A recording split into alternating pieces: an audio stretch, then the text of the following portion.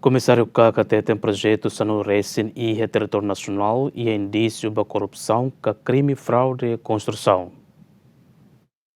Comissário Comissão Anticorrupção Rui Pereira tem projeto o aluno Recém e relaram macacalo na inspeção na monitorização onde prevene moço irregularidade e corrupção no nível assegura que projeto será beneficia do Uniba Povo. Esse projeto o aluno Recém e projeto Balon na todo progresso no ia projeto Balon antes ne parado mas be a presença kaknya projeto refere continua a fale no ia projeto sanulo Recém mas ia indício ba crime fraude construção. Inspeção ba projeto seria Timor-Leste antoma knene a nós ba malu meio sira balo ita update ona la update la ita informa ona ba sira ia fulan hira ba koto a relatório ba inspeção no monitorização né ita entrega ona ba sua excelência primeiro-ministro ia fulan hira ba koto né projeto o aluno Recém balo ne resultado dia ko itne presença balo ne be mak ulu parado ne hahu la afila fale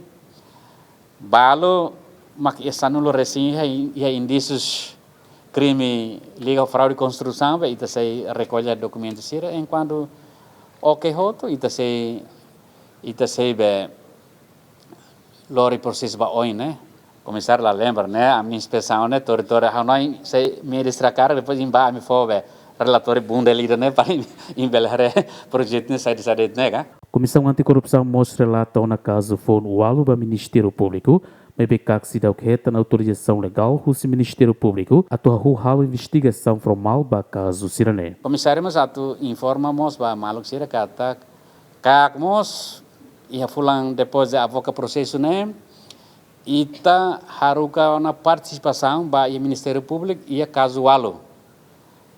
Caso alu fonemos ni delegação será mãe. A gente espera que o encontro comissário Honai presidente, depois espera que encontro o senhor PGR Honai presidente. O comissário sempre é positive thinking. Tem que servir a muito a tu lurai neva oin. Comissário lá intenção a tu extrair instituição né. Também lá é problema para pessoal, que particular o doutor Nelson nesse PGR né.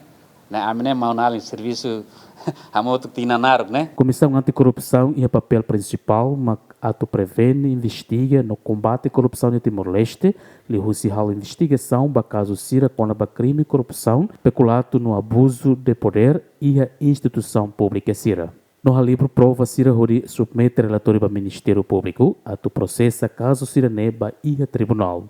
Agostinho da Costa, Marcos Xavier, Gemen.